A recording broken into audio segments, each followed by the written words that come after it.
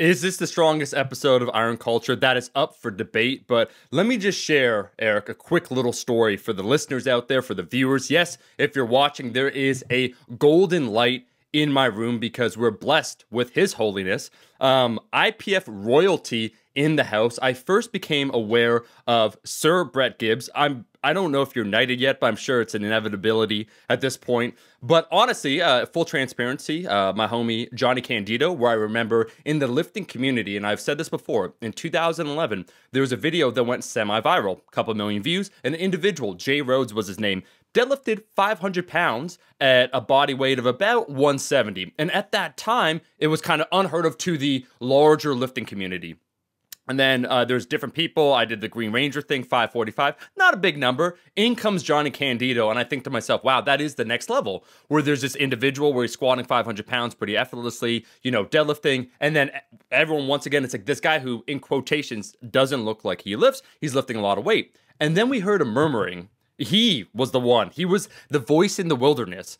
And he said, oh, no, there's way stronger people than myself. And it probably was at some point in 2013, at the latest, early 2014, that there was a Kiwi. There was someone, you know, all the way over several thousand miles away that was just an absolute monster. That was the next level. And I saw the fear and trepidation in Candido Burrito's eyes when he mentioned Brett Gibbs, which immediately piqued my interest. And then I found out all about you. I saw your dominant performances. And ever since then, you've been one of the figures, I would say, of the IPF in the greater consciousness of the lifting community. As a representative, I had the chance, Brett, to meet you in 2016. It was fantastic meeting you. And I just want to say, you know, in short summary, not to make this too long, what you have done for the lifting community, for your country, I think is fantastic. What you've done for your nation, you know, the Shire, Middle Earth, I think is just absolutely fantastic. Where I read the book that one of your home slices wrote. What was it called? There and Back Again: A Hobbit's Tale. I saw a video version, and I don't think it was right. It was called There in That Back End. It was on a website that was a little bit different. And when I watched it, the plot was a little bit different. But needless to say, you're representing Middle Earth, and we're honored to have you. Thank you for being on Iron Culture. Thanks, man. Appreciate it. What an intro. Yeah, Omar is the king of intros, while you are the king of lifters, my friend. Yeah, so it's great to have you. Actually, it's great to have you, Omar, joining us here in the Shire, where we have 2 breakfasts and we take long journeys and we have a whimsical approach to life. And apparently, there's some badass deadlifts going down in squats and benches at times.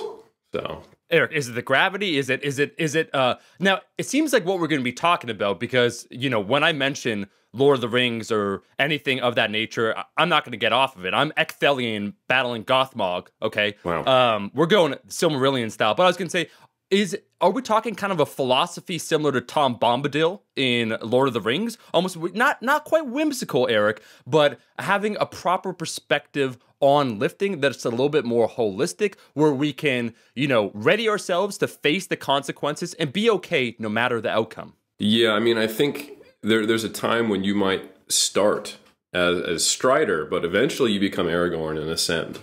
And that transformation looks a little bit different for everybody. And I think for our friend Brett here, he was already at the peak, you know, but the meaning may have changed, which I think is what we're going to talk about today. For those who don't know, just so I don't have to ask this humble man to intro himself, this is a guy, I think you did your first powerlifting meet in 2008, we talked about? 2008, yeah. And you were 17. Yeah, I was 17, 16 maybe. So you were a much younger gentleman than I was when I first started lifting. And we won't go into age here because it's not important. But you've competed in worlds, I want to say, every year since 2013. Is that right? 2011 was actually 2011. my first one. I took 2012 off to come back because I came second to last actually in 2011. And that's when I knew, okay, well, I've got to make some changes here if I'm going to get, you know, be up there with on the podium. So I took 2012 off and came back in 2013, and that's when I was really trying to get after, you know, being world champion. And correct me if I'm wrong, but every year since that first time when you placed second to last, you placed either first or second. First and second every time, 8 times. So those are eight world championships, because there was 2 years there where I went to both, oh no, maybe it was just 1 year, raw and equipped. Yep. So there was 1 year there was 2 world championships. And I want to say you've done that a few times in other international comps. Did you do, the first time I met Brett was 2013. I'd just come out, and I competed at Oceania / Commonwealth champs. Brett was there as well, and I think you did the equipped and the raw there. Is that accurate? Yeah, so I did the equipped on a Thursday night, I believe, and then lifted raw on Friday morning. So I had to make weight both times, and obviously, lift both times as well.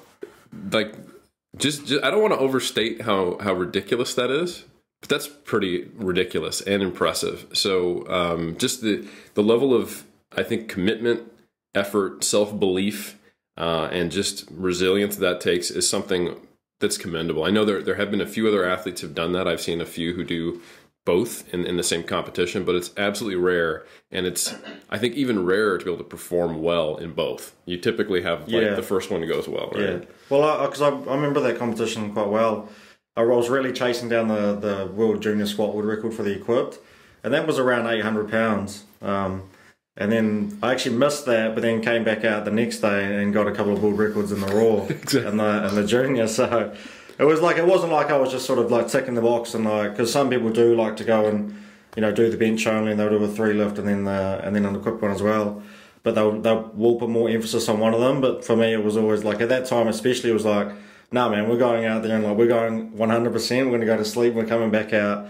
Because for me, I always viewed raw as, like, back then when I was sort of getting into, when I was doing some of the equipment too, raw was quite easy to me. That was my viewpoint on it anyway. Yeah. So just another little really important piece. He also just recently won the best parking award of my apartment. Nice. Nice. Yeah, I mean, I'd say this is probably equivalent to world championships, either equipped or raw, depending on what your preference is. So he stayed with me last night, which I was honored. He slept in the same bed as Danny Lennon, and I felt I slept really well last night. I remember the first time when Danny slept here, a little uneasy. I didn't sleep well. I don't know why. Eric, we don't have to go into the why, but let me just say I understand. Brother, I understand. Yep. Exactly. Right. So anyway, slept like a baby last night, and probably just dreaming of deadlift PRs and things like that. But anyway, so last night, Brett drives his SUV down into central Auckland, and he comes into our tiny ass little parking garage that's in our tenant building, and I have two parking spots, and one of them is currently open because my wife and I just have one car now. We decided to downsize, and it's in the back corner, like the exact hardest spot. And I was like, hey man, I'll just move my little tiny compact car into that spot and you can take this one. And he looked at me and he said, no man, I like a challenge. And I was like, no, seriously, I'll move it. And he's like, now I'm definitely doing it. And he did like an 85-point turn, backed in, perfect park. And I was like, this is a competitive man. Oh yeah. No, Eric, it's going to be interesting to talk about that, because 2 quick anecdotes when I hung out with Brett Gibbs. Obviously, there was a little showdown between him and his buddy Josh Hancock that we had at Fortis, and that I immediately saw kind of the champion's mindset or the competitiveness of Brett, and that's kind of to be expected, right? It's on the battlefield, it's while lifting, and him just getting in his zone. That makes complete sense. But kind of what you're saying when it comes to the car, when I saw Brett get super excited, we went and we did, just for fun, for YouTube, changing up a little bit, showing a little personality. A buddy of mine owns a pizza shop in Toronto, and we did a pizza eating challenge. And his buddy Josh was just like, oh, like it's a pizza eating challenge, like whatever. We basically had this thing. If we missed it, whatever, we had to clean up the shop, just something silly. But there was a consequence, a whimsical consequence if we lost. And the difference between those 2 competitors who both competed at Worlds, we're all eating together, but Josh was like eating the pizzas for time, and he's eating the pizza and he's taking his time. And Brett's just like, it's do or die mode, where I think the dude's gonna choke. And again, it's not a high. If you win, there's not much to it, and if you lose, there's not a lot of consequence. But the mentality that he brought to a YouTube video on eating pizza was fantastic. And then that actually prompted me the next day, which I knew Brett was down. We did a deadlift tutorial for the channel, and I said, hey, Brett, how do you feel working up to max on deadlifts? He's like, let's do it. Like that was just, because as soon as I saw the competitiveness from eating pizza, I was like, yeah, he's in. Has it always been this way? That's my question. Yeah, for a long time it's been that way. Yeah. Someone sets a challenge, man. Like, what are you going to do? Just go 50%, right? Like, you got to get after it, man. And so, by the way, I failed miserably at that pizza challenge, didn't I? I had like 3 slices. No. It was a team challenge. So let me dive in for Brett, because in ways he could be a humble individual. We didn't know. We had to eat 4 personal pizzas between us within 5 minutes, I think the timer was. And we had there's no barometer of like, hey, this is a good time, it's a bad time. It was a hell of a lot of food in a short period of time. So don't you worry. The person that did the worst actually was Josh, not you, by far. Sweet. Well, I feel a bit better now. Yeah. So I mean, I'm pretty honored having I'd say a 3 sports champion, parking, pizza, and technically, depending on how you look at it, 4 sports, equipped and raw powerlifting. So a lot to be learned here, whether you're a competitive eater, parker, or powerlifter. Lots of wisdom we're going to be dropping on you. So if you don't mind me telling one other story of one time we talked. All right, you go for it. All right, so I believe it was after Worlds Belarus, actually. Safest Worlds by far. Definitely recommended as a vacation spot for everyone. Did someone die on that trip? Not to make it real dark. So I mean, I was just going to leave it there and let people look into it. Yep. But there was some tragic aspects of that trip. In all seriousness, so yeah. Brett, you placed second. You did really well. But I remember talking to you afterwards, and you didn't take that. Like that was a difficult second place for you. Is that would you say that's accurate? Yeah, that was a difficult one. Tell me like what that experience was like, and then to me at least that seemed from talking to you kind of like somewhat of a turning point. Is that accurate? Yeah, it was definitely a turning point. It was just like, like we've talked about a little bit. Like I've had so much success, but I could have done so much better a lot of the times too. Like, when we always talk about like on Instagram we see our best, our sound bites, right?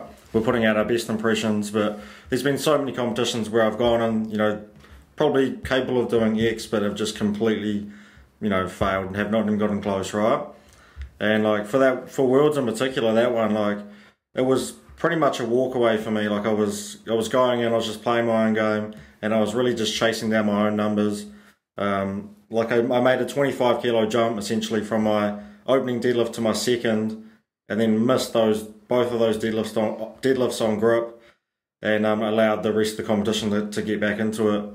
And the shit was just a silly mistake, but really, like, I had a coach that day that was, just writing down the numbers that I was telling him to do. Like, I was doing my own thing, getting in my own head, and just really essentially chasing those numbers. And the reaction from the community wasn't a positive one. It was like, man, you need to like sort this out. You should be world champion right now. Like, make some better decisions. Like, what are you doing? And for me too, if you're coaching, you're helping people, you want people to do well. That's not a good example to set. And so that was a huge turning point for me. Like, it was, I was already struggling with lifting, with motivation at the time already. And so all of that sort of compiled on me at once. And then that was when I really realized I was like, man, I think I need to make some serious change here if I'm going to, show up to these events ever again. And that was kind of it. Obviously, it wasn't. It was just that was just the cake on top, right? There was obviously a lot of stuff going on before, and this is kind of like it all just blew up. Yeah, and it blew up in my face. And it's a bad place to feel it too. Everyone talks about that's some people's ultimate goal is to even go to the world championship, let alone be the world champion. And here I am in that position, essentially just throwing it away like, who cares? I just want to get a PB total, right? When I could have secured gold, right? And people remember the gold not necessarily the numbers. So, right. Yeah. Brett, would you say that for yourself, that one kind of stung more, that loss, just because, as you said, it was directly in your hands? So by your own hand, you wrought your own destruction? Yeah. But essentially, man, like that was it. Like it was all on me. It was all on me, and I can take a loss, man. Like John Hack the year before beat me, fair and square, better lifter, better power lifter, stronger on the day, and man, I'm happy to take a second like that. John Hack, right? Russell Orhe on other years, but when you just throw it away yourself, that's when you need to really assess and go, hey man, what am I doing here? Yeah. Can we actually rewind back just quickly, Brett? Because you said already, so that kind of was maybe a catalyst, a turning point for you. But you said, you were a world champion for years and years, but that was 2017, correct? That was 2017, this point, yeah. Yeah, but you said you were already struggling with motivation even before that competition. Can you just talk about that backstory? Because when I met you in 2016, I remember powerlifting as a whole was still kind of cresting and rising, the notoriety and kind of some of the ideas. I don't know what you want to talk about, your plans of where powerlifting should be or how recognized as a sport it should be. I remember some of the things that you said, and then where it is maybe a few years later. What was that loss in motivation before 2017? Like, what were you going through that led you to kind of dealing, first of all, with that loss and then maybe that outcome? Yeah, so it's like anything. Like, we go through phases, where we're maybe not feeling so motivated to go out and, with the same enthusiasm that we can often have, especially with someone like myself who's highly competitive, highly motivated most of the time. It's on a specific task at hand, right? For most of us, that's, showing up to the gym, doing some good stuff outside of the gym to make sure we're in a good condition to go and actually train and get stronger. But those periods where I didn't really feel like going to the gym and giving it 100% effort and making good decisions outside of the gym, I feel like there was those periods were just becoming more frequent, which I wasn't used to. Like, those first sort of, like, I won my first Worlds in 2014. And like the point from like where it sort of started in 2011 to there, that just felt easy. It was like, oh man, I've got my eyes on the prize. And then, you go the next year, then you go the next year. But things that starts to get a little bit harder, right?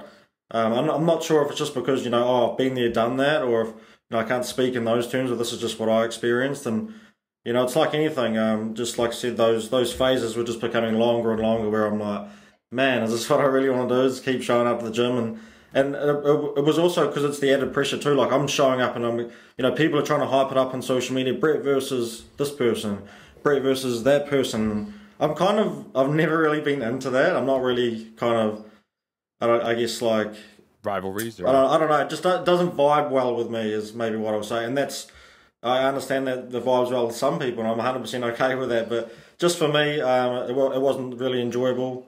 And so I just added to that strain, I guess, of everything just compounding on each other. Yep, I think people can probably understand that. I think sometimes we look at sports figures or celebrities, or even these days, just like influencers with a lot of followers or whatever you want to call them. People who you watch on YouTube or you watch on television or you listen to on the radio or you just see compete. And it's very easy to stop looking at them as people, Yeah. And it's also like, okay, you fulfill this role for me. You don't really exist in real life. You're just this, like, I like to root for this guy because I like the way he deadlifts. But people forget that, like, powerlifting, yeah, it's getting a lot more participation. It's getting a lot more views, but it's just a bunch of people who happen to be strong and like lifting weights. And some are really good at that, and then going to the highest level. And they've got day jobs, they've got families, and there's really, I'm going to say now, because of the Sheffield, almost no money in powerlifting, which is changing, which is great. Don't get me wrong, but I think people just don't really think of the potential downsides of the way we discuss, portray, and put pressure on athletes or coaches or influencers or whatever. So I think that's completely understandable. It's something we talked to back early in our episodes, Isabella and Bryce about, and they had expressed that and how it was difficult for them to stay engaged with the sport in the same way for that same reason. Yeah. So what I want to transition to now, because I think everyone understands that pressure. They understand where you were at in 2017. 2018 was a pretty good year. Yeah, 2018 was a good year. Yeah, and I would say even 2019, although you didn't win Worlds, you had a very positive outlook, and you seemed like objectively happy about things. Yeah. Obviously, there's things to improve on, right? Yeah, because you're an athlete. Sure. But what was the mindset shift? Where are you at now? Where were you in 2018? What was so there was the catalyst, there was the culmination, there's the background, and now you've got this seemingly very different perspective. What happened there? Yeah, it's hard to put it all into words, I guess, but you know, after 2017, like I said, I knew I needed to make a bunch of changes, just find myself again, find my enjoyment, and just rethink about, you know, some of all those failures that I was having, like, you know, poor meets, missing a lot of attempts, always focused on, you know, getting the next world record. These are all, you know, some of the things that you go through when I was in that stage, and then I realised that's having a hugely negative impact on my actual performance, on getting those world records. And so all the things I'm setting out to do, I'm just so focused on getting them that I'm getting in my own way, that I'm making all these poor decisions along the way, that nothing is consistent. Like, I'm motivated one week and then I'm not motivated the next week, and that could just be simply because maybe I didn't hit, you know, a certain squat at a low enough RPE to get me to where I think I should be at for this next world record, for example. And you know, I was working with Mike, and you know, we had a few really just good conversations. And you know what Mike's all about? It's just the process of training, and just like having some conversations and talking to him, I just realised, like, right, I need to just take it week by week. Had obviously 100% faith in, you know, his programming strategies, and made it enjoyable. I wanted to show up to training again. Had a really good crew at the gym. They sort of understood where I was at, and then yeah, just once I just found my enjoyment, made those changes. It just all come, you know, like, you're happy again, you're in the gym, you're motivated. All of a sudden, things start feeling a little bit lighter. And I went to Worlds with, you know, just with the idea of, like, hey man, I'm just going to go out and I'm going to put the right weight on the bar, and then whatever that right weight is, let's see where we're at, right? Make some successful lifts, and then let's see what position we're in, right? And then I just went out there and went 9 from 9, got a world record total, world record squat, maybe a world record bench at the time too. Yeah. I think you totaled 830.5. 830, yeah. So that was the heaviest at the time to go 10 times body weight. Yeah. So that was really good, but it was just like, I was ready for it. I was ready to accept, okay, this is what I can actually put on the bar, and it's the right weight. And I just had that self-belief again, whereas that had disappeared in other years. Yeah. So yeah, removed all of the self-doubt and just come there and really enjoyed it. And then, you know, going on to 2019, it's easy to talk about going to, you know, the 2018 and winning Worlds, you know.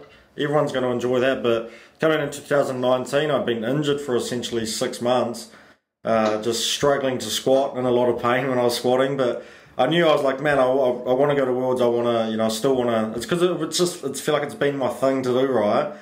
And it wasn't like I was injured to the point where I'm crippled in bed at night, like going, oh, hopefully I'm good to go in 3 days for the next squat session. Okay, it was an uncomfortable training. It wasn't necessarily so much. It wasn't really enjoyable. Yeah. But I knew that showing up and doing something meaningful for that period of time was definitely going to be better than not doing anything and having at least the competition. And unfortunately for me, it's Worlds is the competition that I line up. Yeah. You know, having something to go, all right, well, that's 6 months away. Let's at least put our eyes on that and get to that. Because if I don't have anything in sight and I've got the sore quad and squatting's not that enjoyable, well, am I going to continue to go to the gym, like, or am I just going to rest like a smart man would? Yeah. Take some time off and then just reassess from there. But I knew I probably needed something just to work towards, right? And unfortunately, the quad injury kind of just stuck around a little bit. You know, I came in second place, still a pretty solid day. But it wasn't the end of the world for me. I was like, I can accept that, okay, this is where I'm at. There was a much stronger lifter on the day that had an absolutely epic performance. They beat me fair and square, and I can take that. I have no problem with that at all. Mm-hmm. And it was enjoyable. Like, it was still enjoyable, and I knew, like, hey, look, I'm in a good place now, and if I can get back to being injury free, I can come back and I can beat these guys. So yeah, just a completely different outlook. And, you know, like in that competition in 2019, you know, my squat is down from the year before. Like, deadlift was down. Bench was a little bit up, but, you know, like, I'm willing to load that weight. I'm not just going to go in and go, no, let's just chip it by 1 kilo and get a 300 kilo squat, which would have been a PB, but no, we had to pull it back to that 292, 295 range. Mm-hmm. You know, just to get some weight on the scoreboard, which is something I wouldn't have done in previous years, right? I would have just pushed through, so, you know, like. Yeah, I think it's to me, it's really interesting how becoming less consumed with winning led you to your best total, a world record, winning, ironically, and then also being much more resilient to when you didn't win and seeing the positives in it and being able to frame it as, hey, I did the best I could on the day. Yeah. I overcame some adversity. And you know what? I had a much better attitude. I had a more tactically sound attitude, just objectively. But subjectively, like, you're enjoying the sport more. Yeah. You know, you're not burning yourself out. No. And I think a lot of people, I know at least in Western culture, and Omar, I'd be curious to hear your thoughts. I know this is the case in New Zealand culture and US culture, if it's the same in Canada, that like our kind of cultural meme of what a athlete is someone who's willing to drink blood and suffer and do anything to win. And it's like, and I think a lot of people who get into sport, that's the only kind of way they know how to do it. And I see a lot of people who, I was actually talking to Brett about this not too long ago, just like I think yesterday, where I was saying, you know, when I got into it when I first got here to New Zealand in 2013, now in 2020, I'd say about 50% of the powerlifting's grown, but of the original crowd, maybe only 50% of them are still around. Yeah. Wow. Which is like, I kind of see that as a little bit tragic. Yeah. I think it is. Yeah, I do think the win at any cost mentality, or the idea that the only viable metric is whether you're a champion or what place you are, rather than the journey that you're potentially on, can be dangerous. And I'd say, obviously in Canada, because it's very similar to America, it is essentially the same. An interesting side note, however, is I had over the last week the privilege of hanging out with Andrei Milanichev and representing that Slavic culture, where I think some of the things that he said that's very interesting, Eric, is kind of individualism versus a collectivist approach, where, and you notice this actually in weightlifting, especially the countries of Iran, China, Russia, where some of that pressure of the individual, and I want to go after to what Brett said when he said weights began feeling lighter, because I think that's a very interesting way of framing it after, you know, the journey that he was on. But when it comes to these nations, sometimes over here, there's that individual pressure, right? The doubt, the everything you have to deal with. And sometimes something that supersedes that. So in those countries such as China or Russia, when a Chinese lifter goes out, I'm honestly blanking on the exact phrase that some of the lifters will shout to their coach. So something the coach will say for the unity of China, or something along the lines where it's like for the greater good of our nation, right? So it kind of frames things. It's not like you're about to win. It's for the greater good of our entire country. And having that extra barrier where it's like, it's not about me. It's actually about what I am doing. So I'm a cog in a machine that I'm happy to participate in, changes kind of the perspective. And some of the things that Andre said that I found very fascinating, his entire approach, his competitive mindset, was not like, I want to crush my enemies, this and that. There was Vasily, this Russian weightlifter, where he has this quote, and essentially what he says, and it mirrors exactly what Andre said, is that when it's time to compete, I remove the doubt because the act must be done. It is not an if, it has already been done in my mind. And these are the things that must be lifted. It's not I wonder if I could do that. It's already almost a foregone conclusion because it's been said and written down essentially to me and for me by my coaches or by other individuals, where there's that separation of self from lifting, which I think is intensely fascinating. And that's what you'll see often some of these, and you know, I do love me some weightlifting, Eric. When you see some of these lifters, then the fearlessly approach, and that's a good word I'd say to use, fearlessly approach weights that they had previously never lifted, and with a zeal in their eyes and a focus that they have that makes it so exciting for them to lift. It's a very interesting perspective. Now, there's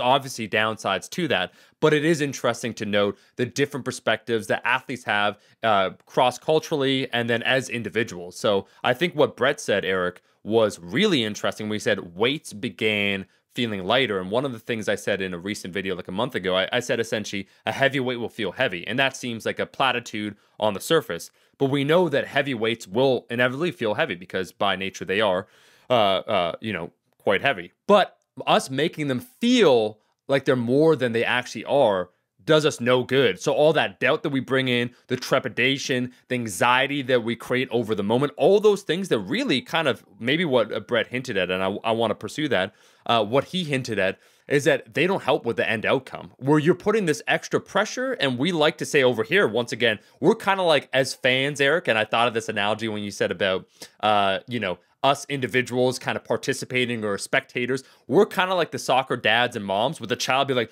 okay, this is your moment. Don't mess this up. And then they internalize some of these things where we want the lifters to perform. And they're like, oh, you didn't do it? Like, right? So increased expectation, increased disappointment, terrible feedback loop. So yeah, Brett, I'm just curious, man. I loved what you said when you reframe things, weights began feeling lighter. Yeah. Yeah, so I guess the way that I sort of framed it, or like I find myself talking a little bit more about now, is so essentially, I like to reiterate. So first of all, like you've got to hold yourself to the highest standard, right? This is something that I had to change. So quite often, or more often than not, lifters in the gym who are competitive powerlifters, they don't lift to the standard required on the platform, right? Whether that's squatting high, not pausing their bench presses, dropping deadlifts, not locking them out, not standing erect. All these really basic things that I consider just define as technique, like they need to be done with the same process. So you notice for me, I walk onto the platform from the left, I walk to the right side, I check the bar, I walk to the left side, check the bar, I walk to the center, look down, walk under the bar. So those are my steps that I always take. If you go back and watch 4 or 5 competitions, recent ones, that's going to be the exact same process, right? So I remove anything like any self-doubt because I'm like, right, I'm just going through my motions here. Nothing is different. It doesn't matter where I'm at. It doesn't matter if I'm on the platform at the gym where I'm really familiar with, if I'm a country away, or if I'm at the World Championships, right? So there's none of this self-doubt comes in and going, oh, okay, well, I've got a big competition coming up. Coach wants me to lift X amount of weight. I've got to make sure I squat it a bit deep because I've been doing some of these weights a little bit high in the gym. So none of that is taking place in my head anymore, where I feel like a lot of people are still at this sort of stage. And then I just remind myself that, hey, I'm making good decisions and there's a reason that the weight is on the bar. I'm not loading something that I don't deserve to lift, right? So every time I go into the gym, say, we're going through a program, let's just say we're doing a singlet 8, I go and I put 280 kilos on, that moves at 8. Next week I come in, to actually get that exertion point at 8, I need to load a little bit more weight than 280 this week. That's cool. Let's load 287. Boom, that's at 8. So every time I'm loading this, I'm making a good decision going, okay, where is that weight going to sit? And then before you know it, okay, it's like, well, okay, now we need to go in and hit times 1 at 10. We're going to max out. Okay, well, what is that weight going to be today? Well, okay, let's keep putting the weight on the bar. Before I know it, if I want to max out, if I want to test, I'm loading up more than I've ever done before. And this is what is required of me today. This is what I need to go and do. I'm hitting a 1 rep max for today. I'm not necessarily making comparisons to, this is 5 kilos more than I've done. This is 10 kilos more than I've done. This is the weight on the bar required for me to hit times 1 at 10. This is probably what it's going to be. Now, what are my steps that I take? Okay, I walk onto the platform from the left. I look at it from the right, move it to the left. And I just go through that process and I'm like, okay, well, this is literally what I need. It's not, this is something I've never done before, but that's going to be the case. But this is just what I need today to hit my program, or this is the competition, right? So I've just got such a clear mind, no self-doubt, just by just sort of taking some of these steps, a bit of self-belief. I let those PBs come to me now. I don't go chasing them. So that's just part of the process. It's like I said with that squat example. If we go through a development block, on the 5th week, this is more than I've ever squatted, and it's supposed to be a singlet 8. Well, hey, that is what I need today. That's the stimulus that's required, and I'm going to do the back off work based off of that. And if that happens to be a PB, which is going to be the case for so many people in the beginner to intermediate stage where they can go through a development block, and that's literally the case, then that's what it is. Believe in yourself, take the usual steps, hit that squat or whatever it may be, and move on. Don't get too emotional about it. I love it. I mean, essentially what I'm hearing is, before, the weight that was on the bar was, this tells me I can get a world record or not. This tells me I can get a title. I might cut depth so I can get that done. I might have some self-doubt creeping in. It's affecting my process. But now you're saying the outcome is what it is, which is quite literally what you said. Not that you don't want to win, but it is what it is. The only thing you can control is the work. And you want to make sure that the process is done to the standard and to the best of your capability. And I love that you also said, I'm not going to try to lift a weight that I haven't earned. And I think that is a perception that it's almost the complete inverse of, like, I'm going to get that world record. It's like, hey, I'm going to squat the most I can. if that's a world record, great, then I earned that. But I'm not going to put something on the bar that's not going to go down or up, you know? Yeah. And I think in many ways, like, I know for me, some of the mentors I've had in my life, some of the experiences I've had, just seem to have come at like critical times. And I know Mike T pretty well. Mike Touchier, he's been on the podcast like 3 times now. And I when I was coming up, Mike T was the man. And he was, we came up in the same era. And, you know, he was the first American to win a gold medal at the World Games. He was incredibly strong. He was, I think, at one point, arguably the best male lifter in the IPF. And then he started to get this back injury that really started to prevent him from participating in the sport, let alone doing really well. Yeah. And to watch him go from being also someone who at a very young age, he was a world champion as a junior as well, and competed at a very high level from a young age. And when he started to deal with that back injury and seeing him start to focus on the process rather than the outcome, I thought that's so good that Brett now has Mike T to be able to talk to about that. Because I think it's like, you can read that, you can hear it, but when you see someone who is, you know, in the same experience you are, who's at that level, who maybe is just a little bit older and has just a little bit more, you know, experience, and is saying, hey man, like, I know you don't see the light at the end of the tunnel, but I can tell you it's there. I don't know about you, but I think in my life, I've had parallel experiences that have been very helpful. How pivotal do you think that was for you? Is that helpful?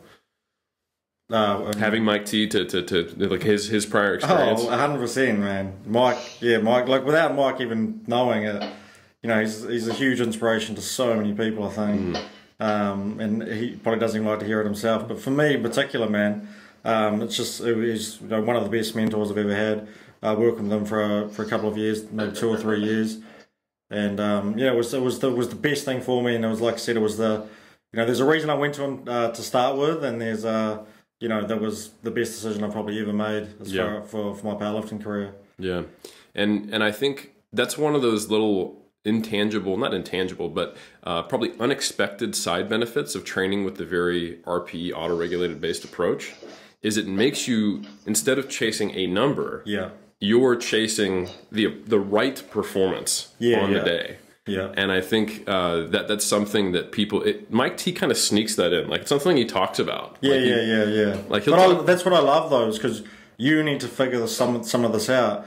And one of the biggest things I've learned over the last few years is like you've got to take control of yourself, and you've got to make decisions, and you've essentially got to like lead your own path too. But you can have guys guiding you, and you get really good input every now and then, even with a coach. But at the end of the day, like, you're your own responsibility, man. Like, you've got to take action. You've got to assess yourself and go, okay, what's working, what's not, what can I do better, and what's my action plan. Like, you've got to do that. You've got to come up with that, and you've got to go out and actually, you know, make it happen, right? And that's been a big thing too, because I think for so many people, some people think about getting a coach, and it's like, oh, the work's done, send it on over, don't really have to make any decisions, they'll just get told what to do. And it's like, that's not going to last very long. That's going to last a couple of months, and now it's like, hey buddy, you need to start taking some control of yourself, right? Yeah. You need to start thinking about what you're doing and all this sort of stuff. So I think that's like something super important to mention. Yeah, man. I mean, a good coach is someone who should be facilitating you becoming a better version of you and helping you see your blind spots so you can improve. But I think, unfortunately, and this comes from both the expectations of people seeing coaches as products, not services, like we talked about with Jordan Syatt, and also the way, unfortunately, I think coaches need to take responsibility as well. They market themselves as like, hey, I got this lifter a PB.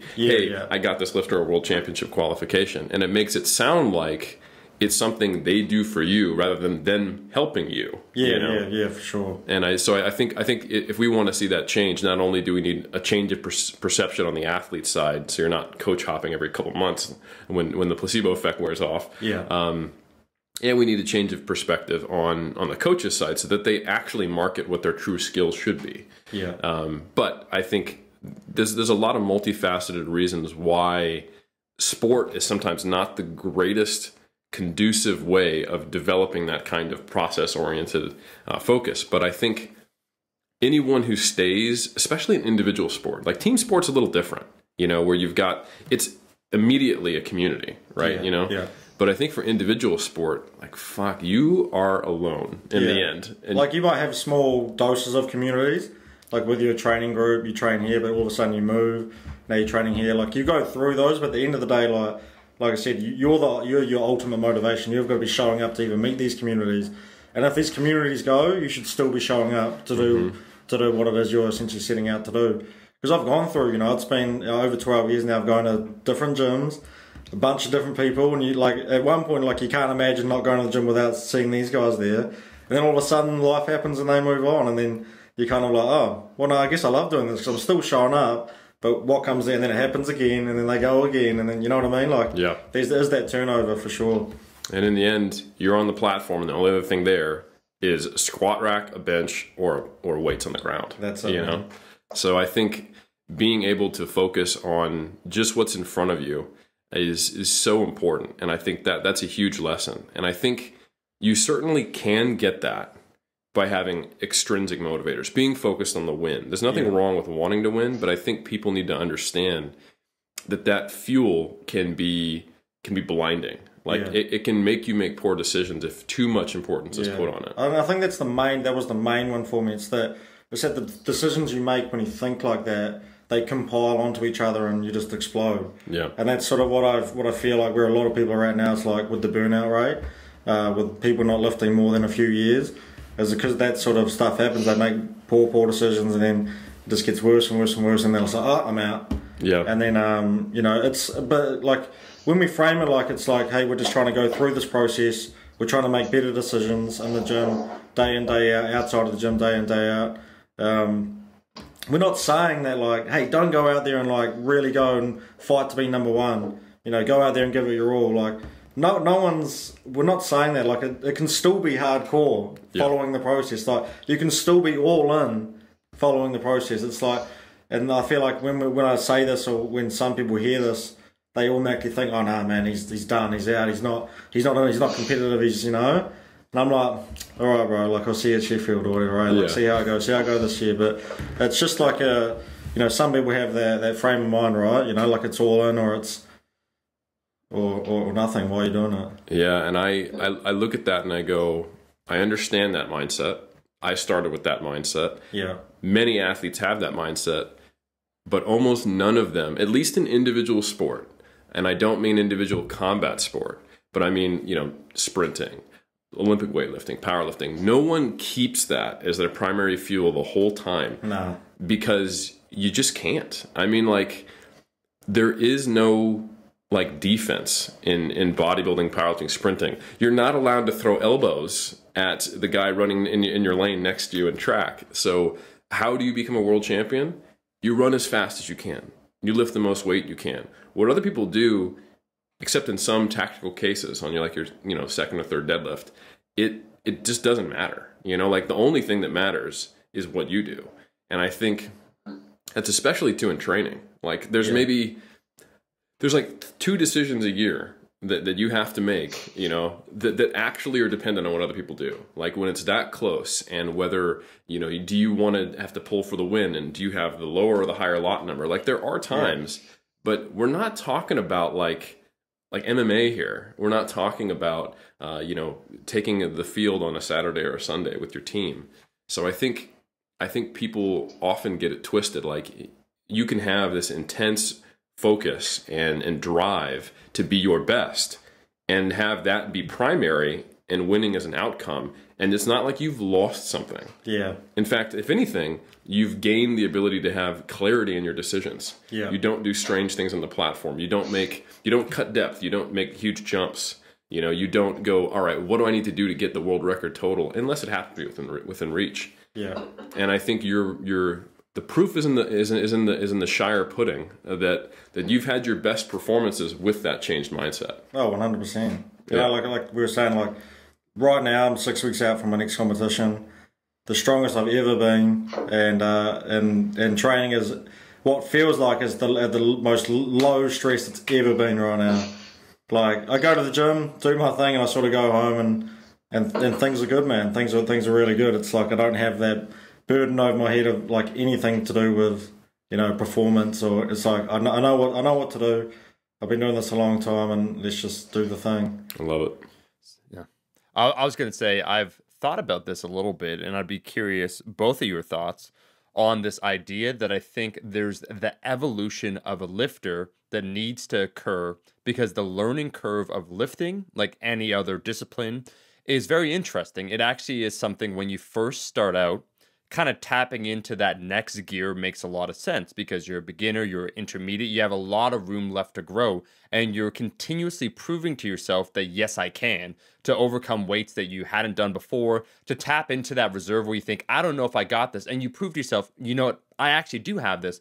But there comes a time and place when what you think you can and what you actually can perform gets closer and closer. So that next gear, that next level, or that idea that, once again, every year I'm going to be adding 100 pounds to my total or 200 pounds, you have to have that reckoning that occurs as you get kind of stronger and stronger. And I think for some people, there's that chasm that still is there. And I made a post, essentially, and that's what made me think about it, on adaptability, where there's a lifter, and I think that's why the all or nothing, if I had to put forth a hypothesis, the all or nothing mindset I see more clearly in a lot of untested lifters, just because I think that the nature of being untested and the access, kind of like when we had John Meadows on, it's a whole other dynamic, right? Because now there's a considerably larger variable at play besides, eating, training, sleeping, and all those things. And that directly impacts things. So as you change that, it changes the outcome once again. So it's more variable what your end outcome will be, whereas a natural lifter is kind of dependable. Like, okay, I've been training this long, blah, blah, blah. But I made a post on adaptability and just the idea that we have all these inputs that are coming into our life, and we try and make predictable patterns, or we try and control these variables, but responding to some of this new information is critical. And I said, basically, I spoke a little bit about the intensity approach, and someone that left a comment, and I saw the person, he's like this deadlifter, was, he's like, agree to disagree. I think it's all about mindset and just always bringing it 100%. I'm like, cool. No, I got that. It's like no one's saying don't bring 100%.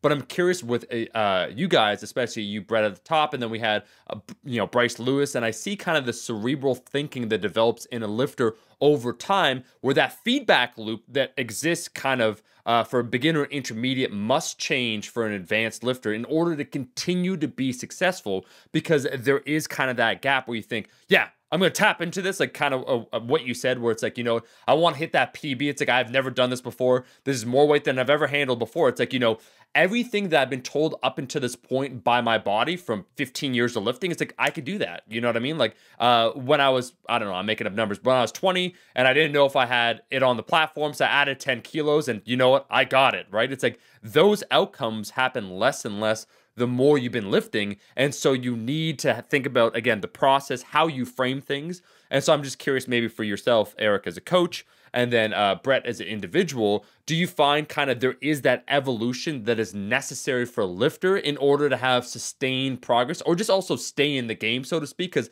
I've noticed that other side, right, where individuals, not that they get jaded, it's like the learning curve is like, I'm getting stronger, stronger, stronger. Okay, things are slowing down. I'm not really getting stronger. I'm not getting the outcome I want. I'm out, right? Like it's kind of this weird thing where they just jump off that cliff. So I'm just curious, both of your thoughts, the evolution, if it's necessary for a lifter, the mindset over time.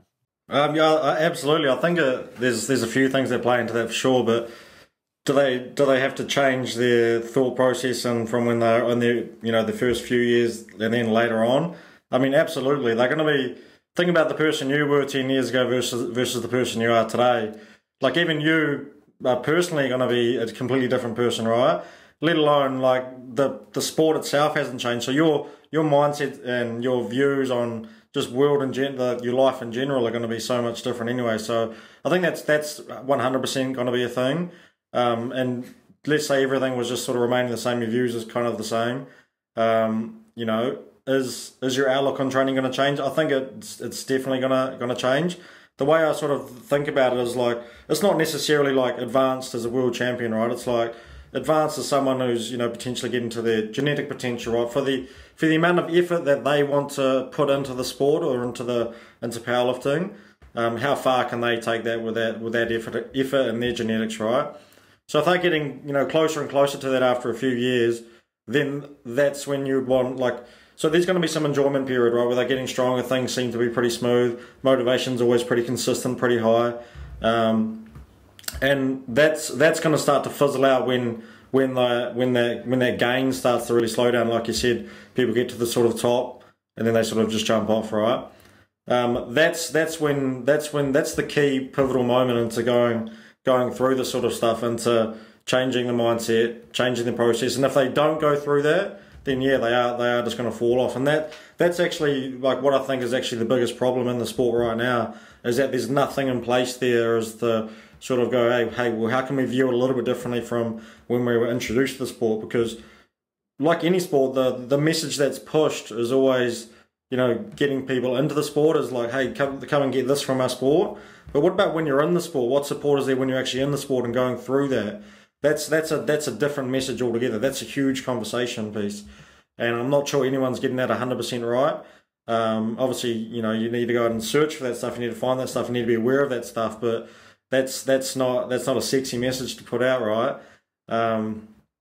So yeah, I mean, those are some thoughts.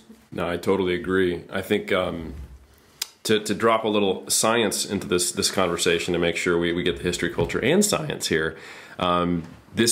I think what I like to present when I talk about this to athletes or just people in general, especially folks in the evidence-based community, because they respond well to a name with et al. After it to know that something is true. There's two really important studies. So one was done, I believe, in '79, and it was pre-ethics, pre-extensive ethics. And it was, the title of it literally has undermining children's motivation in it. You can just tell this is at a time when things got by a lot easier. And they went to I believe a preschool, it could have been kindergarten, and they took a look at, okay, which of these children are drawing for fun? Great. And then they did a study where they broke them up into 3 groups. They didn't all know that they were in these groups, again, ethics. One group was told, hey, you're now in a competition for drawing. Whoever draws the most gets an award, like a sticker or candy or something like that. Another group was also given an award based on how much they drew, but they didn't know. So at the end of the study period, they were just like, hey, guess what? Over the last 12 weeks, you drew the most. Here's an award. And then another group was just the control. They were just observed. They just let them keep drawing. And in the group that was given an award and told that they were in a competition, half of them after the study, not half of them, but twice as many people who were in the unexpected award group or who were in the not rewarded group were drawing compared to the group that got rewarded. So kids who really like drawing had 50% more dropout rate compared to those who actually got an award. And all of a sudden, they weren't drawing because they loved it. They were drawing to get the gold. Yeah. And I think that really, I know it doesn't seem like it parallels with powerlifting, but I mentioned this before. We don't grow up playing powerlifting in high school. You know, we approach it as adults, and it's something that's very novel to us. And that means we're purely doing it because it sounds fun. You know, our parents didn't make us do it. So the fact that some powerlifters get into it, get so focused on winning or a PB or the gains, the external outcome, and then leave is kind of like that, you know? And then speaking to the process side of it and trying to reframe what you focus on. And this can still be, like, even if you take a lifter who like really, really values winning, this is still a very useful tool because you can see it as a tool, a way to win. And there was a study done in 2012, I believe Fishbach and Choi, that might not be the right author, but I think that is, where they took people and they had them either focus on the experience of running on the treadmill or the outcome of running on the treadmill. And they gave them individualized outcomes, like, why do you want to run? Oh, I want to run to get in better shape. I want to run to lose body fat. I want to run to run faster, performance, health, or body composition change. And they said, okay, I want you to focus on that. Think about while you're running what you're going to get out of this, right? And the other group was told to focus on the positive feelings of running, whatever it might be for them. Yeah. And then they measured how long they actually ran and asked them how long they expected that they would run. And they told them, stop whenever you want. And the group that was focused on the outcome, they expected to run further, but didn't run nearly that far. And the group that was focused on the process expected to run a certain amount and ran longer than that. So the process actually helped them get to a better goal. So being goal-oriented exclusively inhibited their ability to reach their goal. Yeah. So those are two things I like to really point out, just so that lifters can understand. Because I think you go through a period where you you're like, what the hell's going on? Something's wrong with me. Like I'm dreading going to the gym. I'm making poor decisions. I don't like this anymore. Like I'm focusing on the negatives and the downsides of the potential loss if I go to this competition, rather than the opportunity to compete and see how it goes and all the things I like. And I think that those are the seeds of burnout. And the first step for changing anything is kind of understanding the roots of it. So if you can understand that being wholly focused on the outcome is just straight up counterproductive to getting the outcome you want. And if you can also understand that as soon as you start to be extrinsically rewarded, that can shift your focus towards something that is out of your hands, and it can change your relationship with that activity. So that's to answer your question, Omar. I start with that. And then as a coach, what I do is I try to just slowly nudge them towards focusing on what's in front of them and getting them back to, why did you start lifting when you were just a dude who went to 24-hour fitness or whatever, and it wasn't like scrolling your Instagram feed and watching Russell Orhing and Brett Gibbs and Bryce Lewis lift. And I think, obviously, like Brett said, in the end, you have to look after yourself. But a coach can definitely let you know, like, hey, you're in a hallway and you think your goal is at the end, but there's actually like 3 other hallways to get there. And some of them don't have like slippery floor or spiked tacks on the ground or all this other stuff that's causing you trouble. There's a door right there. You might not be ready to walk through it now, but I just want you to know it's there. And if I can just get the lifter to acknowledge that there is another way, I know that eventually they'll figure it out. Yeah. I was interested to get your thoughts on this a little bit. So in a video a while back, Mike Teixeira said, it was I can't quote it quote unquote, but it was something essentially like, at some stage you hit your last PR, right? So like we always talk about, the process of like we want to get stronger, right? This is it's what it's all about, really, right? But what happens is, like with powerlifting, when the outcome really isn't going to be about getting a PR, like what are some of our thoughts then? Like where does the sport go when it's like, like for me, for example, like, I might squat 700 pounds, and then if I, take a little step back, I don't know if I'm ever going to be able to do that ever again, So what am I going to stay in the gym doing from then? Do I want to do powerlifting, showing up to meets and going through this process, which I'm not really getting better, but I'm kind of just like maintaining something. It's like, I'm not really, I don't know, like what that would look like or feel like, because a lot of people that we probably talk to, or that in your audience, are potentially in this position where it's like, hey, they're not all completely set out just for gains, but it's something a little bit deeper than that, and I don't know if we quite tap on that very often. Yeah. At least I haven't heard many of that conversation too. Yeah, so to answer your question, and that's a really, really good point, I normally see this as a multi-step process. Yeah. So if someone, typically my athletes have, when they come to me and I have this conversation, they have their layered cake of motivation upside down. Yeah. So what they see as the most important aspect is winning. Yeah. After that is hitting PRs. And then after that is enjoying lifting. Like, sure, of course I do that, and it's like an afterthought. Yeah. And what I try to do is I start to move the orders of that cake around, so that in the first step, you can't just be like, I just want you to focus on the process, because that's like such a foreign message to someone who is all intensely focused on winning. Oh, yeah, yeah. The first step, the way I get my foot cracked in the door and I wedge it in there so they start listening, is, hey, the best way for you to win is just to focus on being your best, not the best. And if you've earned it, and if it happens to work out, you will be the best. And A, they get more enjoyment. B, now they can make better decisions. All the stuff you described. But like you said, eventually, whether it's due to injury, change in life circumstances, or age, you're going to hit your last PR. Yeah. And this is something that I think lifters have to prepare themselves for. Like, you don't have to prepare yourself for it, but like nothing is guaranteed in life. You can get hit by a car tomorrow. Yeah.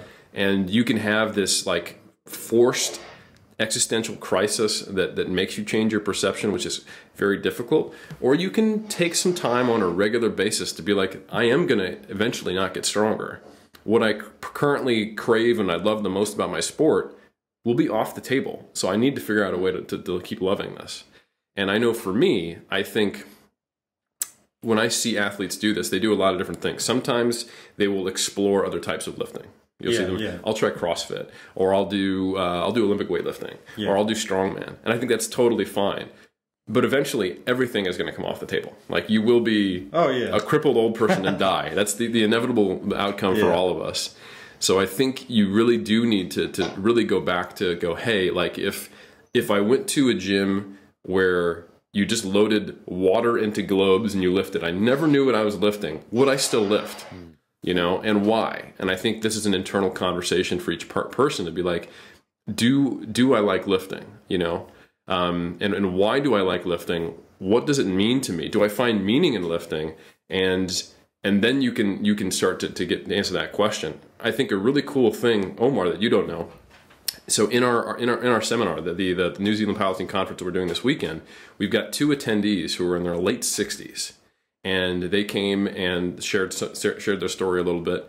And I think that there's so much gold in just talking to Masters competitors, especially a Masters, 40, 50, a Masters 3 competitor or higher.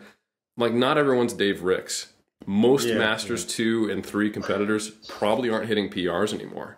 So ask them, so what is it for you? Why are you still doing it? One of the things they said is, I'm in too deep. I'm not going to stop now. I'm 67. Stop lifting weights would probably be the worst decision I can make for my health. You know, so I think it takes a different meaning as you progress in life. And I think whether that's due to injury, like if you get a catastrophic injury, you see just how. I remember when I didn't have a catastrophic injury, but I had bilateral hip surgery. I got FAI repaired, and I couldn't squat without pain for 3 years. And then when I was finally able to squat again to depth and just move like that, man, it didn't matter whether it was the bar or whether it was 200 kilos, I was like so grateful to be able to squat. Yeah. And I was actually quite grateful that I decided to get hip surgery, because it gave me that perspective. Like, fuck, I actually just really like moving this way and exerting myself. So my answer to you is that I think each person needs to look inward and really ask some of those hard questions, because, I mean, you don't want to ask them. I've told the story before in our culture, and I told you last night. There was some time in 2006 when I first learned about natural bodybuilding and pro cards and titles and shit like that. And I said to my wife, I'd only been lifting about 2 years, maybe a little less. And I said, I don't know if I would keep lifting if I didn't think I could become natural Mr. Olympia, you know? And as I was saying it, I was like, this isn't good. You know, this is a bad thing. Because like literally just a year and a half ago, I was lifting because I loved it. So I think since that point, the first 5, 6, 7 years of my career have been all about realizing that I'm at risk. Like, I need to get my shit sorted. I need to sort my mind out, or I'm going to be one of those people who used to lift weights. Yeah. So, yeah. A few thoughts. The ending analogy, it's going to be a Lord of the Rings analogy. Would be, I agree a lot with what Eric is saying.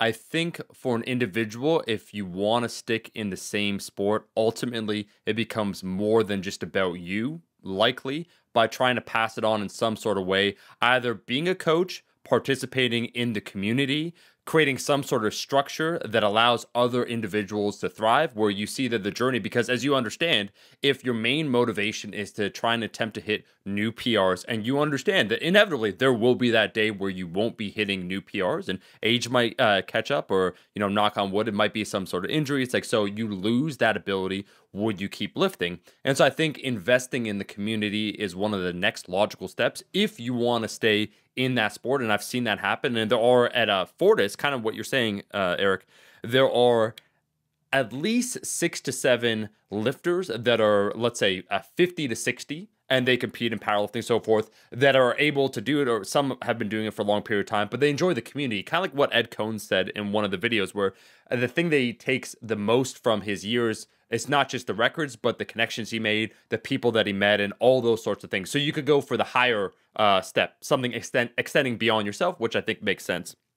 You also, as you said, Eric, you could try and like kind of an emperor's new clothes, trying different things. So you go from just being a powerlifter where you understand, okay, like this is, I've reached the peak, kind of what Brett said, 700 pounds. I've been competing now, I'm making this up, for like 10, 15 years. I understand that this is kind of where I'm at, and maybe I'll not be any stronger. And then you kind of do a lateral move instead. So instead of hanging up the clothes, you do the lateral move. And so you try out maybe like weightlifting, strongman, bodybuilding. And that is actually kind of cool. And I noticed that with a lot of the long-term lifters, I think a lateral move is inevitable. Just not even for the novelty, but I see in you, Eric, what you're doing. I see Alberto. I see basically, if you've been lifting for a decade, it kind of inevitably happens. And again, I think of also the owner of Ford's Fitness, Sean, who he's done powerlifting. He actually did boxing, and lifting was a supplement for him. And now he was on that Brazilian Jiu-Jitsu train like 4 years before it happened, because he doesn't even know what social media means. Just doing it. And so just the idea to keep the body moving, because ultimately what I would put forth, one, it depends upon what you identify as, and I'm being serious when we talk, as a lifter, the hierarchy in importance, if you have a multi-layered identity, where it is and what it means. But I think ultimately lifting for me, and for a lot of people, the way I have to frame it, and I'm not trying to get dark or anything, it's a battle against entropy. Because what you said, Eric, ultimately we will all be frail and old. And so we could win the battles, but we'll never win the war. And that's okay, because what we're trying to do, we're trying to have the best possible outcome given the constraints and given the variables that we have. So how we meet that end is the power that we have within us. And so if you want to continue to identify once again as a powerlifter, so you understand you won't hit PRs, you contribute to the community, you start competing in the master's classes, and you just keep trying to lift in that way for as long as possible. That's cool. If you want to try other things out, so you do the lateral shift, you understand the movement for the body is of primary importance, and then your outcome, how you perform, is secondary. So understanding the longevity, that's also cool too. And then lastly, I could say, I do think it's where and how you frame the identity of being a lifter, where I could say for myself, in the tiered hierarchy, it's never been at the top tier. Like I would put music, being a musician above that, and a bunch of other things. So it's always been a nice compliment. So for myself, I never feel personally, and it's a huge difference between that and being a world champion. So for Brett to answer the question, it's markedly different for myself, naturally. You know what I mean? But I think if we're talking about for the audience, so maybe something they could relate to, I've never had the aspirations towards that. It's always been a necessary complement and supplement that holistically improves everything else in my life. So the dopamine that I experience, the dedication, the structure, because I'm actually someone that thrives with, honestly, less structure in my life. So a little bit more improvisation, jazz style, but having some sort of framework for something is very cool. And I'll continue to lift for myself, I can say, as a result, because it's a component of the identity. For 10 years from now, 20 years from now, I might not be hitting PRs. I might not be doing the same thing, but I'll continue to move. So I think it's interesting, all those perspectives, how they come in. And what I would say when I started, and I said, with the tonic, I like to wrap everything kind of in that bubble wrap. If we want a Lord of the Rings one, the Lord of the Rings takes place during the Third Age. And actually, J.R.R. Tolkien, what he's really talking about is honestly entropy. The whole concept, you have the First Age, you have the Noldor, you have the Second Age where you have the Men of Numenor, you have the Third Age, and there's always a lessening as the ages go on. And while, yes, Sam and Frodo, so maybe Brett might be Frodo and Sam might be Mike Touchier, someone that's always there with him, and you have the ring by Sauron, and you throw that motherfucker into Mount Doom, and you destroy it in Mordor. That's awesome. That's fantastic. That's one event of many. Sauron was essentially just an angel of Morgoth who was a greater demon. So the story's been happening well before us and well after us. And even when Frodo threw in the ring, does not mean that the battle or the entire war was over, because then there's the Fourth Age and things happen after that. But it's a point in history. So all of us are those points in history, and how we choose to meet our end and the legacy we leave behind is up to us to answer. I think I'm impressed. I'm touched, bro. That was amazing. Yeah, I almost want to just stop the conversation because you crushed it with that Lord of the Rings analogy. But yeah, I think I just really like what you said about community, and that's something like Brett. I think about all the NZPF referees. I think about the folks who sit on the committees for the APA and the NZPF. I think about the folks who become coaches. Yeah, I know you do coaching. I coach. Omar, you make YouTube videos. You've also been a personal trainer for years. I think there is something similarly, but not exactly the same, fulfilling about being a member of the community and giving back to it. And I know for me that, like, it wouldn't, 10 years ago, let's say 12 years ago, if I could not lift, that would have been devastating. But if today I got some crazy diagnosis where it's like, hey, you can't lift heavy or your heart will blow up. Not a real thing, by the way. But let's say I got that. I got the unique heart blow up-itis, lift this heaviest. And I would be like, you know what, that's okay. I'm going to keep contributing the way I have. I'm going to keep excelling in my intellectual prowess. I'm going to be a studier and a coach and all that stuff. I'll be a science communicator, and I'll just have to deal with more comments about why should I listen to you, you're not jacked. And I do say more comments because those already occur. I hate you, YouTube. So anyway, I think that that's a really good point. And I know so many lifters who are no longer lifters but they're there. You know, they're at the gear check. They're maybe sitting on the committees in the IPF or the regional level. So I think I echo that pretty strongly. Eric, I just want to say, anyone that even has the gall to say something about that, about Eric Helms, I'm going to find where they live. And I can't say what would happen on air, but let's just say there's one less hater around. So I just want you to know that. You could also pull the Dr. Brad Schoenfeld move, which is just wear smaller and smaller shirts. I mean, he's a svelte, sturdy individual who's still loving lifting. And as we know, Eric, optics, very important. So you don't change yourself. You just get closer to the camera, get a little tighter shirt, better lighting, boom. I'll tell you what, I may not be the biggest, but I look the biggest because the angle game is a game I've mastered, and I'm not too humble to say it. Yeah, I'll be honest. So yeah, it doesn't matter how big you are; it's how big you look, as we know in bodybuilding. But I think this is a good point where I want to ask you, Brett, about what does the future hold. You're 6 weeks out from Sheffield. How is that prep going? How do you feel about that? And where do you see the next short-term and long-term path forward? Yeah, I don't know. So Sheffield, 6 weeks away. Arguably the biggest comp today. Every next comp's the biggest comp today, right? This one, obviously, money on the line. Excited about it. Strongest I've ever been. So going to get that done. Hopefully do really well there. 10th World Championships coming up in Belarus in June. Unfortunately, in Belarus, the place I do not want to go. And then after then, I don't have my sights set on anything really. It's kind of just gonna see where I'm at. I'm gonna reassess things from there and figure out what it is I want to do. Like my goal a couple of years ago was to become more active in the New Zealand community. It's like, unfortunately, over the last sort of 8 years, when I go overseas, I go to international competitions, like I'm putting all my time and prep and energy into that. I know so much of the international community, but because of just the competition timing, I was never really able to do New Zealand nationals. So I just want to, just touch base with everyone in New Zealand, become a, bigger part of the community here. I'm coaching a lot of people in New Zealand, so I'm going to have a really good team at nationals, and that's sort of what I've got my eyes set on right now, is just doing more in the community in New Zealand, because at the end of the day, I walked into a gym, there was one guy in particular, Spike, who was like, hey man, you should come train with me, and we should start doing some bench pressing together. And I want to pass that Spike to me is an absolute legend, the guy who got me into the sport essentially. Telling me stories about Derek Mana, who's one of New Zealand's best ever lifters, or is New Zealand's best ever lifter.